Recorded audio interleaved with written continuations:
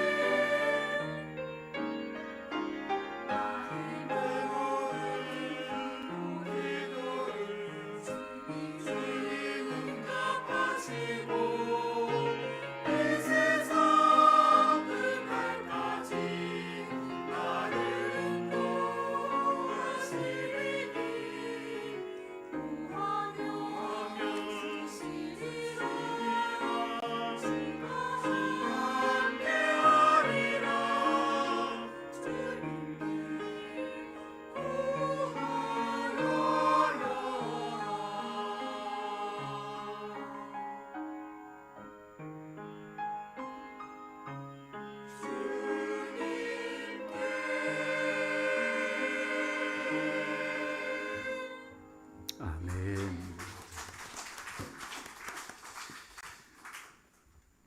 귀한 찬양을 우리 하나님께서 기뻐 받으신 줄로 믿습니다. 구하면 주시고 찾으면 찾게 하시고 두드리면 열리게 하시는 하나님 은혜가 세상 끝날까지 우리 성도들과 함께 할 줄로 믿습니다. 시인이고 또 서울대 교수를 역임했던 유한진이라고 하는 분을 여러분들이 많이 들어보셨을 거예요. 그 유한진님의 시 가운데 들꽃 언덕에서라는 아주 짤막한 시가 있습니다. 오늘은 이 시로 설교 말씀을 시작을 하려고 그래요. 짤막한 시예요. 앞에 보시죠. 들꽃 언덕에서 깨달았다.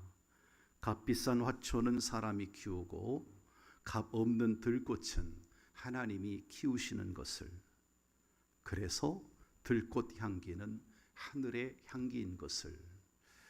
정말 유명한 짤막한 시구이지만 우리에게 깊은 감동과 여운을 남기는 그러한 시라고 생각이 됩니다. 여러분, 꽃이라는 건 그렇잖아요. 비바람을 맞으며 피는 들꽃, 이 들꽃 같은 것이 우리네 인생이다 라고 얘기해도 과언이 아닙니다.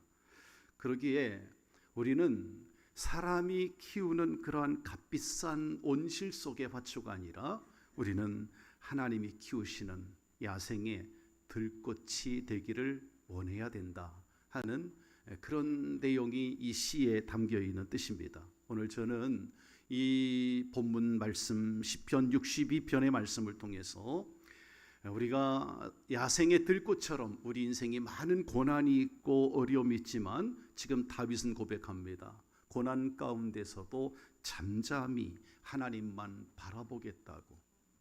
여러분, 들꽃 같은 삶을 살았던 한 사람, 그가 바로 다윗이에요. 이 본문을 고백하고 있는 다윗.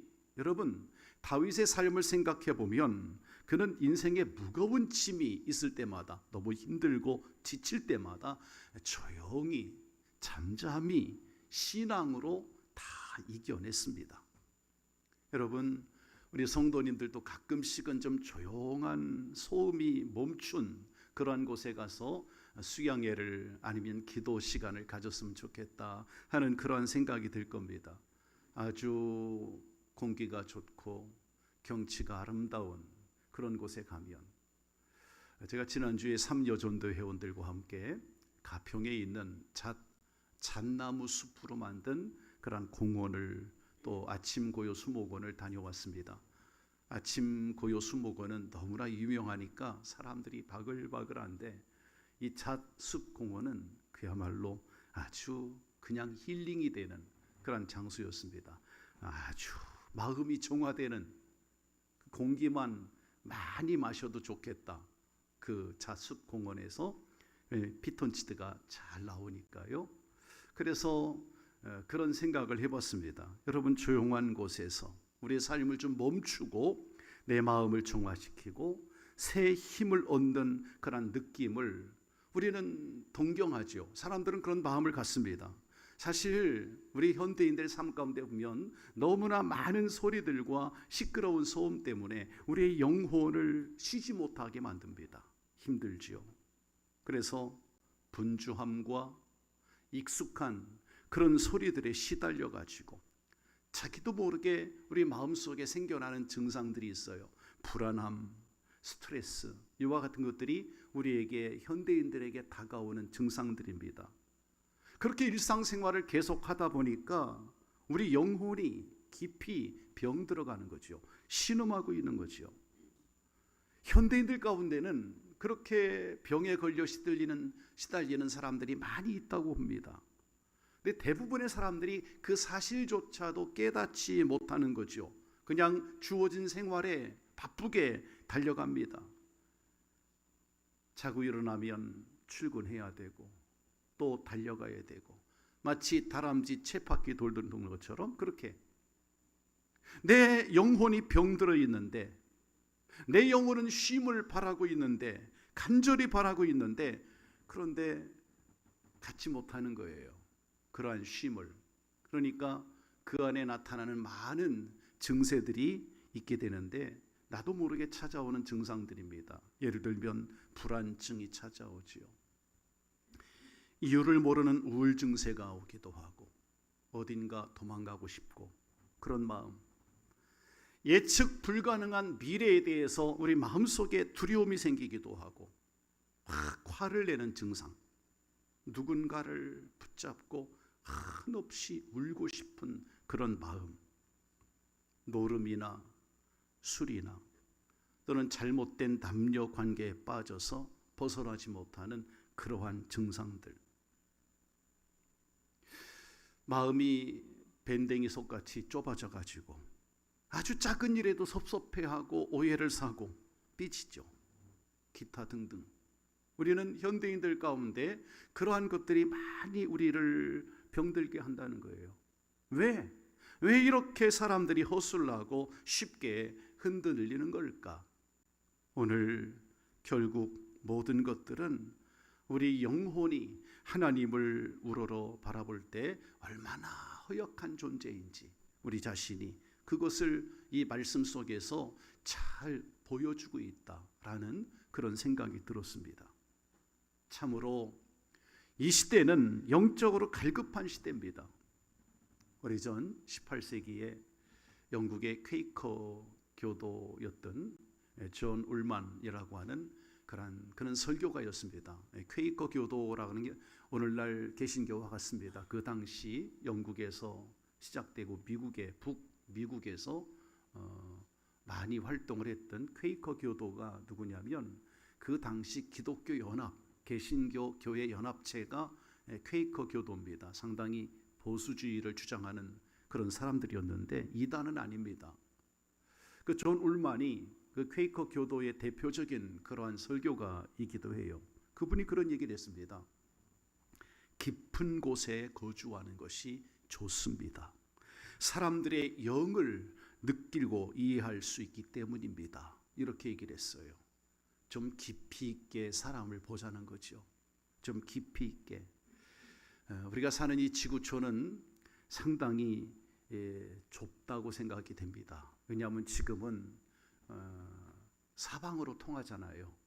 그래서 지구촌, 이 글로벌 시대의 지구촌이라는 말은 그리 어색한 말이 아니에요.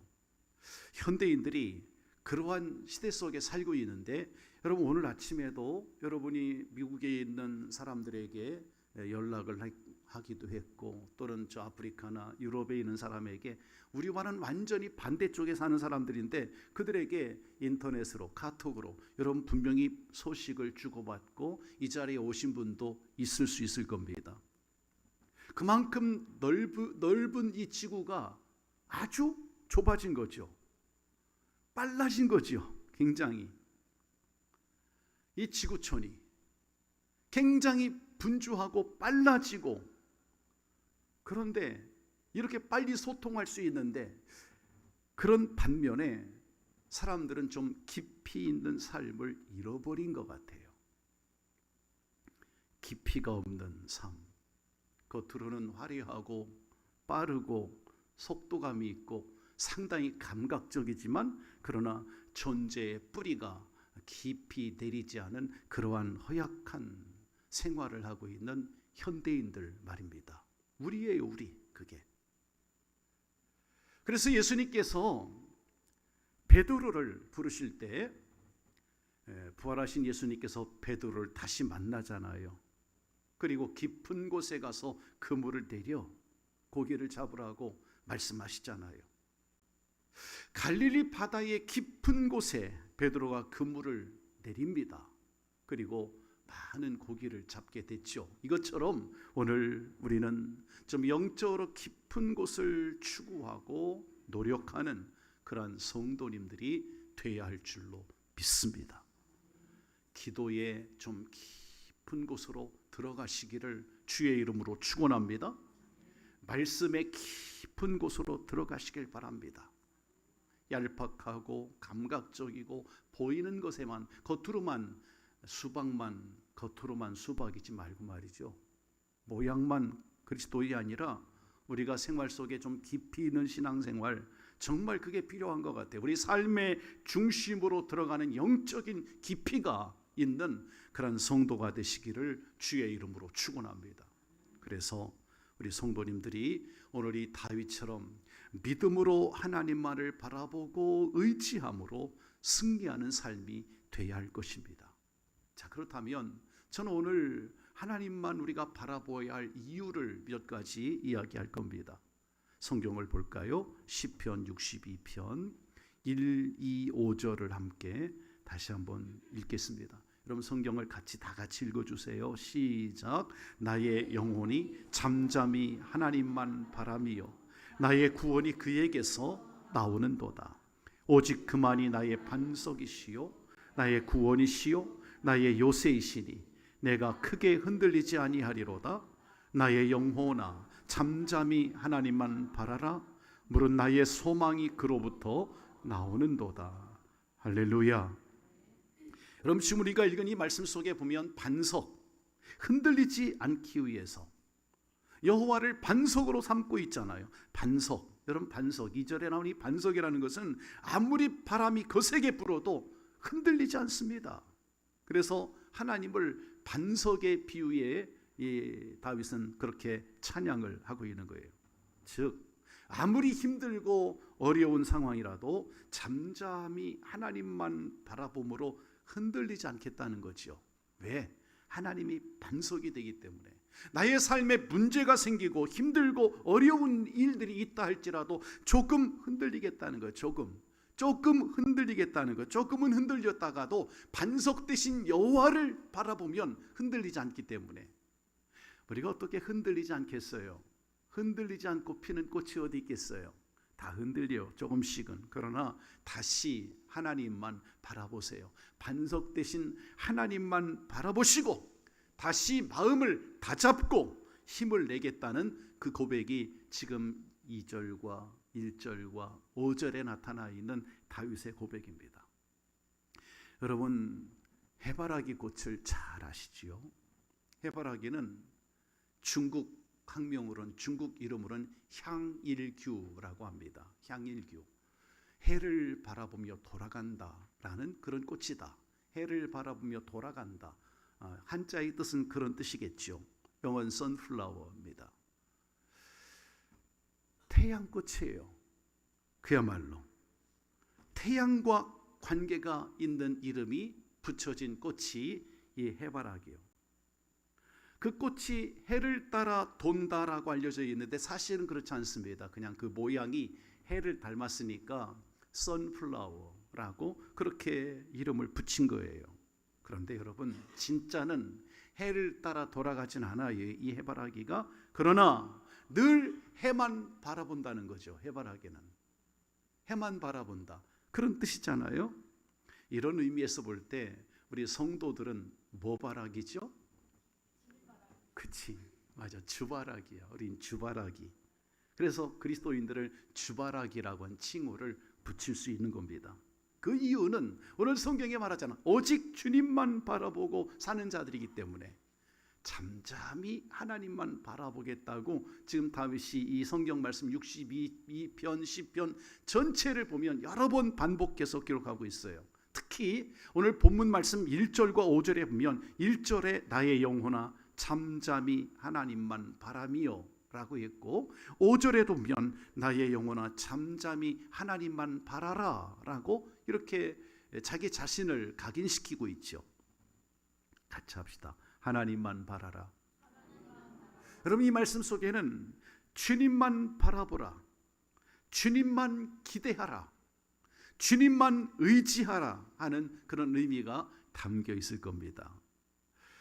제가 어렸을 때 너무나도 열심히 교회를 다녔어요. 하도 열심히 교회를 다닙니다. 때로는 밭에 가서 일도 해야 되고 밭을 매야 되고 또 논에 가서 물도 대야 되고 농약도 줘야 되고 아버지를 따라서 그 일을 해야 되는데 맨날 허구한 날 교회만 맨날 가니까 너무나 열심히 교회를 다니니까 때로는 예배 시간이 되면 농약 줄을 붙들고 있다가도 내팽겨놓고 교회를 갔거든요. 하루는 아버지가 하신 말씀이 그래요. 교회 가면 밥이 나오냐, 입을 옷이 나오냐, 그러시면서 꾸중을 하시더라고. 그렇게 크게 꾸중한 건 아니셨지만 저희 아버지가 아주 신사적이었어요. 제가 일평생 살면서 아버지한테 딱 한 번만 맞아봤어요. 딱 한 번만. 사춘기 때 어머니한테 이렇게 화를 내는, 제가 어머니한테 이렇게 대드니까 아버지가 막 이따만 각고목을 가지고, 각고목이 커다란 이 나무떼기로 제 머리통을 그냥 때리더라고요. 그 자리에서 기절을 했어요. 딱 한 번 그렇게 아버지한테 혼나본 적이 있어요. 그런데 아버지는 신사적이셨습니다. 그래, 교회 가면 밥이 나와? 교회 가면 입을 옷이 나오냐? 사실 저는 집에서 일하는 게 좀 싫어가지고 교회에 더 열심히 가기도 했어요. 청소년 때 다 그런 마음 한 번쯤 안 가져보겠습니까? 여러분, 지금도 안 믿는 사람들은 그런 얘기를 할 수 있습니다. 마치 교회는 돈이나 갖다 바치고 말이야, 교회에서 뭐가 나오냐, 뭐가 나오냐, 아무런 도움이 안 되는 것 아니냐, 이렇게 얘기할지 몰라. 세상 사람들은 그렇게 얘기하겠죠. 그런데 알고 보면 교회 가면 삶에 필요한 모든 것이 나오거든요. 할렐루야. 우리는 교회를 통해 주어지는 것을 분명히 압니다. 왜냐하면 교회는 주님의 몸이고 하나님이 계시는 성전이기 때문에 그렇거든요. 잘 살펴보세요. 본문 말씀 1절과 5절에 보면 주님께로부터 구원이 나오고 5절에 보면 주님께로부터 소망이 나온다고 했어요. 같이 합시다. 구원이 나오고 소망이 나오고. 할렐루야. 여러분, 사람은 다 구원의 대상입니다. 구원받지 않으면 영원한 멸망에 가기 때문에 그렇습니다. 그래서 히브리서 9장 27절에 보니까, 성경을 띄워주시겠습니까? 한 번 죽는 것은 사람에게 정해진 것이요 그 후에는 심판이 있으리니. 아주 엄중한 경고의 메시지죠. 그러나 요한복음 3장 18절을 보면 의안이 되는 말씀이 있어요. 그를, 주님을 믿는 자는 심판을 받지 아니하는 것이요 믿지 아니하는 자는 하나님의 독생자의 이름을 믿지 아니하므로 벌써 심판을 받은 것이다. 이렇게 말씀하고 있거든요. 참 두렵고 또 위로가 되는 두 개의 성경 구절입니다. 그래서 예수님은 말씀하셨어요. 요한복음 3장 16절 17절에서 이렇게 말씀하시고 있죠. 하나님이 세상을 이처럼 사랑하사 독생자를 주셨으니 이는 그를 믿는 자마다 멸망치 않고 영생을 얻게 하려 하심이니라. 하나님이 그 아들을 이 세상에 보내신 것은 세상을 심판하려 하심이 아니요 그로 말미암아 세상이 구원을 받게 하려 하심이라. 할렐루야. 우린 이 말씀을 확신합니다. 그렇습니다. 구원은 주님께로부터만 나올 수 있는 것입니다. 그러므로 우리는 주바라기예요. 주바라기 신자는 구원받은 사람인 거예요. 그리고 5절에 보니까 주님께로부터 소망이 나온다고 했어요. 여러분, 모든 사람은 소망을 가지고 살잖아요. 소망이 없는 사람이 있나요? 소망이 없는 사람은 한 사람도 없을 거예요. 즉 내일에 대한 희망이 없는 사람은 없을 거예요. 희망을 가져야죠. 그런데 참된 소망, 영원한 소망은 오직 주님께로부터 나온다라고 본문 5절 말씀은 그렇게 우리에게 말씀을 주고 있는 것입니다. 그러므로 성도 여러분, 우리는 기억하십시다. 여러분 잘 아는 얘기입니다만 하루살이와 매미가 같이 놀다가 해질녘이 됐어요. 근데 헤어지면서 매미가 하루살이한테 뭐라고 얘기했죠? 내일 만나자 그랬잖아요. 하루살이는 이해가 안 갑니다. 뭐라고? 내일이 뭐야? 고개를 갸우뚱했죠. 왜? 하루살이는 내일이라는 걸 모르거든요. 하루 살고 죽으니까. 그랬던 그 매미가 어느 날 이제 개구리하고입니다. 개구리하고 같이 열심히 놀다가 여름철이 다 지나갔어요. 찬바람이 불어오는 그때쯤 개구리가 이제 매미한테 얘기합니다. 매미야, 내년에 다시 만나자. 매미가 뭐라고? 내년을 모르거든요. 고개가 갸우뚱거려집니다. 매미는 한 해 살이니까. 개구리의 말을 이해할 수 없지요. 여러분, 그리스도인과 불신자가 함께 살다가 인생의 노을이 지는 황혼역에 그리스도인이 불신자에게, 친구에게 그렇게 얘기합니다. 친구, 천국에서 다시 만나세 라고 했더니 이 불신자는 말하기를 뭐라고? 천국이 뭐야? 고개를 갸우뚱합니다. 불신자는 천국에 대한 소망이 없기 때문에 그런 거예요. 영원한 소망이 없으니까. 사랑하는 성도 여러분, 사람에게는 소망이 있어야 하고 그 소망은 세상에서 잠깐 동안 주는 그런 소망 말고 영원한 소망을 말하는데 그 영원한 소망이 주님께로부터 오는 거예요. 그러니까 주님이 없는 사람은 영원한 소망이 없기 때문에 그 끝이 매우 쓸쓸한 거예요. 우리에게는 영원한 소망이 있는 줄로 믿습니다.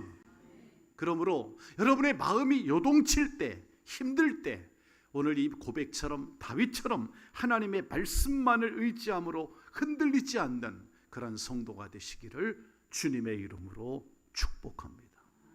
우리가 주님만을 바라봐야 될 이유가 있어요. 다시 한번 볼까요? 성경 말씀 8절 시편 62편 8절을 보시죠. 시작. 백성들아 시시로 그를 의지하고 그의 앞에 마음을 토하라. 하나님은 우리의 피난처시로다. 셀라. 예. 하나님께서 우리의 피난처가 되시기 때문에 하나님만 바라보아야 할 이유가 되는 것입니다. 본문에 보니까 백성들아 시시로 그를 의지하고 그의 앞에 마음을 토하라 그랬어요. 같이 할까요? 시시로.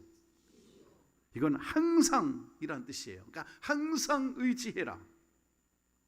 힘들 때나 편안할 때나 변함없이 하나님을 의지하라는 것. 시시로. 이 말은 사람들이 힘들 때는 하나님을 찾고 하나님을 바라보고 기도하다가도 편안해지면 찾아져 안 찾아요? 예, 많이 안 찾아. 편안해지면 믿음이 식어져 가지고 기도를 하지 않는 경향이 상당수예요. 그러므로 이 말씀에 시시로 의지한다는 것은 하나님의 주권을 인정하고 작은 일에도 기도하고 살아가는 거예요. 평상시 늘상. 여러분, 신앙은 우리 자신의 문제를 하나님께 맡기는 겁니다. 그러니까 맡기고 기도할 때 마음이 차분해지고 지혜가 생깁니다. 그러니까 그 일을 대처할 수 있는 능력이 생겨나는 거예요. 그러므로 우리 성도님들, 여러분이 근심, 걱정, 문제, 불안함 이러한 것들이 있을 때 사소한 것까지 다 하나님 앞에 토하십시오. 아멘. 하나님 앞에 다 아뢰세요. 하나님 앞에 우리 마음을 다 쏟아 놓아야 됩니다. 자기 아픈 감정, 힘든 이야기, 사람들마다 다 갖고 있을 거예요. 그 고난을 이기고 헤쳐나갈 수 있는 힘은 하나님 앞에 시시로 토해 놓아야 돼요. 시시로 하나님을 의지하면, 기도하면 됩니다. 근데 기도하지 않고 말 못하고 가슴에 담아두면 병이 됩니다. 소통 전문가로 유명한 강사가 있어요. 경희대학 교수이기도 한데 그 사람이 김창옥 씨예요. 여러분 얼굴 많이 보셨죠? 김창옥 집사님이신데 이분이 어린 시절에, 이분 제주 사람이, 제주도에서. 근데 아버지가 어린 시절에 그 아버지가, 이 김창옥 씨가 어렸을 때 아버님이 잘 듣지 못하는 이 청각 장애인이에요. 근데 술과 도박을 엄청 좋아하셨대, 아버지가. 그래가지고 그분 표현해, 우리 아버지가 동양화를 너무 좋아했다고 그렇게 표현하잖아요. 그런데다가 노름하고 들어오면 어머니를 얼마나 어머니한테 폭력을 행사하기 일쑤입니다. 그러니까 늘 괴로운 거야. 어떻게든 이 집에서 뛰쳐나가자. 그래서 제주도에서 고등학교를 졸업하자마자 서울로 도망 나옵니다. 유학을 온 거예요. 돈을 벌면서 대학을 다니느라고 엄청 고생을 했다고 하지요. 그분의 간증의 얘기입니다. 그러다가 내가 왜 이렇게 사나 하고 자기 자신에 대한 신세가 너무나 처량하더래. 그런 생각이 들면서 우울증이 심각하게 찾아온 거예요. 힘든 거예요. 자신의 삶을 돌아보기 위해서 그때 그가 프랑스로 떠납니다. 한 수도원, 유명한 프랑스의 수도원에 가서 거기서 어느 날 조용히 기도를 하는데 하나님의 음성이 들려왔다고 하지요. 여기까지 오느라 애썼다 하는 그 얘기가 들려왔답니다. 그 마음의 소리예요. 하나님의 음성이었습니다. 얼마나 그 위로하신 하나님의 음성이 자기의 마음의 치료가 되는지 그날로 우울증이 싹 치료가 됐다는 거예요. 그때 그 경험을 바탕으로 해서 이 사람이 사람들을, 고통받는 사람들을 회복시키고 사람들을 웃고 울리는 그러한 소통 전문가, 그런 유명 강사로 떠오른 거예요. 여러분, 시편 63편 4절을 볼까요? 본문 말씀 4절. 다윗은 이렇게 고백했죠. 시작. 이러므로 나의 평생의 주를 송축하며 주의 이름으로 말미암아 나의 손을 들리이다. 아멘. 같이 할까? 주를 송축하며. 예, 그래요. 여러분, 우리 그리스도인들은 마음이 불안하고 두려워질 때 찬양해야 될 줄로 믿습니다. 여러분, 힘들고 어려우면 찬양하세요. 찬양. 예수님의 이름으로 기도하십시오. 이것은 우리 기독교인들이 평생 동안 해야 될 일이요. 그래서 다윗이 그랬잖아요. 이러므로 내 평생에 주를 송축하며, 그렇게 말하고 있잖아요. 평생에 주님을 찬양하고 주님의 이름으로 기도하시기를 축원합니다. 그러면 고난을 이기는, 시험을 이기는 놀라운 능력을 받게 될 거예요. 내려가서 6절을 볼까요? 시편 63편 6절. 시편 63편 6절 시작. 내가 나의 침상에서 주를 기억하며 새벽에 주의 말씀을 작은 소리로 읊조릴 때에 하오리니. 이 얘기는 침상에서 주를 기억하며 이렇게 읊조렸다고 하는데, 이건 뭐냐면 두려움과 걱정 때문에 밤새 잠이 오지 않았거든요. 다윗이 자기가 지은 죄 때문에, 또는 자기를 핍박하는 사울 왕과 자기를 반역한 아들 압살롬 때문에 잠이 안 와. 그 침상에서 하나님을 기억하고 하나님의 말씀을 읊조렸다는 것은 말씀을 묵상을 했다는 거예요. 고요한 밤중에 작은 소리로 하나님의 말씀을 읊조리는 겁니다. 거기서 하나님의 약속과 하나님의 은혜를 되새기며 말씀을 묵상을 했던 거죠. 그렇게 새벽까지 주님의 말씀을 사모하며 기도했다는 고백이 이 말씀이에요. 이건 하나님과의 영적인 교제를 얘기하는 것입니다. 그럴 때 성령의 은혜가 다윗에게 임하게 되었고 그 마음속에 하나님의 위로하심이 찾아왔어요. 다윗의 인생의 가장 어려웠던 순간을 이겨내는 힘이 바로 여기에 있었어요. 주를 기억하며 하나님의 말씀을 깊이 있게 읊조릴 때 그것이 큰 힘이 된 거예요.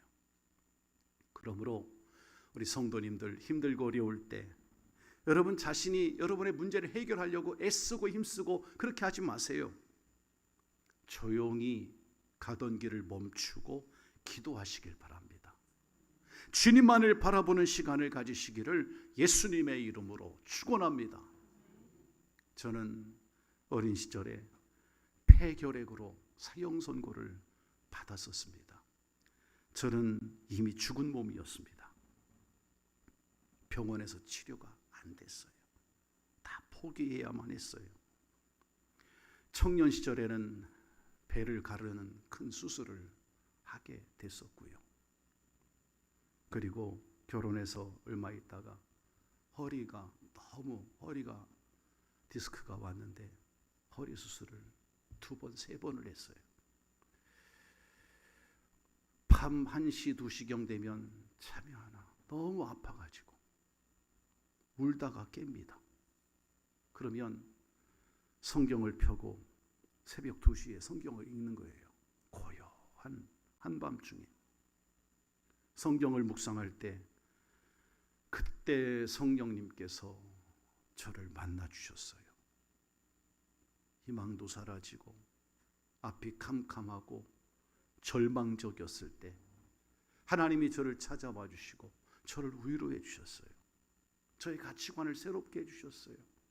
그래서 목회자를 꿈꾸게 하셨고 지금까지 저를 인도해 주셨어요.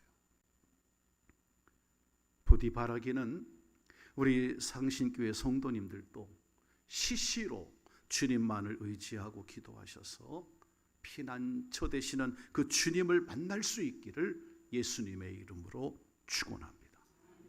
우리가 하나님을 바라야 되는 이유를 마지막 본문 말씀 시편 62편 11절과 12절을 보겠습니다. 다 같이 읽으시죠. 시작. 하나님이 한두 번 하신 말씀을 내가 들었나니 권능은 하나님께 속하였다 하셨도다. 주여 인자함은 주께 속하오니 주께서 각 사람이 행한 대로 갚으심이니이다. 아멘. 여러분, 모든 권능은 주님께 있습니다. 천지 만물을 그분의 권능으로 창조하셨기 때문입니다. 지금도 그 권능으로 이 세상을 다스리십니다. 그러니 내가 무엇을 하려고 하지 말고 주님을 의지하시길 바랍니다. 지금 본문 11절 12절에 보니까 모든 능력과 인자는 사랑을 가리키는 거예요. 우리를 향한 하나님의 그 뜨거운 사랑, 그 사랑이 주님께 속해 있다, 주님께 있다라고 말을 하잖아요. 그러니까 주님의 놀라운 능력이 나타날 거예요. 우리가 주님만을 바라보면 주님의 놀라운 능력이 여러분의 삶에 임할 줄로 믿습니다. 뿐만 아니라 주의 인자하심이, 이 인자함은 주님 우리를 향한 한결같은 사랑을 얘기하거든요. 그 사랑이 우리에게 임한다고 한 거예요. 그러면 우리 성도님들, 우리의 삶이 이제 어떠해야 될까? 사람만 바라보는 인바라기 되지 마십시오. 물질만 바라보는 돈바라기 되지 마십시오. 우리는 주바라기가 되어야 할 줄로 믿습니다. 자, 9절을 한번 볼까요? 시편 62편 9절 시작. 슬프도다. 사람은 입김이며 인생도 속임수니 저울에 달면 입김보다 가벼우리로다. 이는 우리 인생의 나약함을 상징하는 말씀이에요. 여러분 생각해 보세요. 우리 인생을 저울에 달아보면 입김보다 더 가볍답니다. 주님 앞에서 볼 때 우리 인생이 저울에 달아보면 하고 겨울에 입김이 나잖아. 그 입김보다 더 가볍다는 거예요. 우리 인생이 하나님 앞에 아무것도 아니라는 얘기예요. 그래서 시편 146편 3절과 4절에 보니까 귀인들을 의지하지 말고 도울 힘이 없는 인생도 의지하지 말지니 그의 호흡이 끊어지면 흙으로 돌아가서 그날에 그의 생각이 소멸하리로다라고 말하고 있어요. 성도님들, 구원할 능력이 없는 사람을 의지하지 말라는 거예요.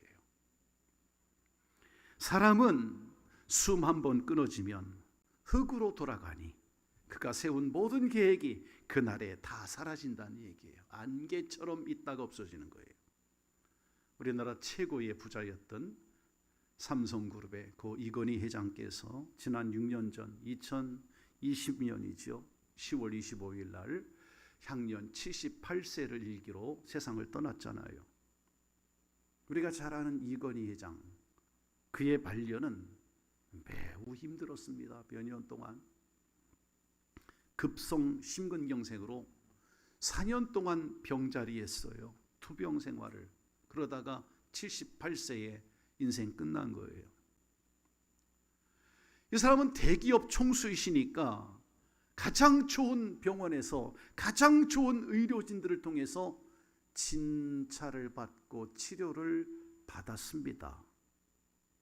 그러나 그냥 병상에서 연명하다가 인생을 마감했어요. 돈 많아도 돈바라기 되지 말라는 거예요.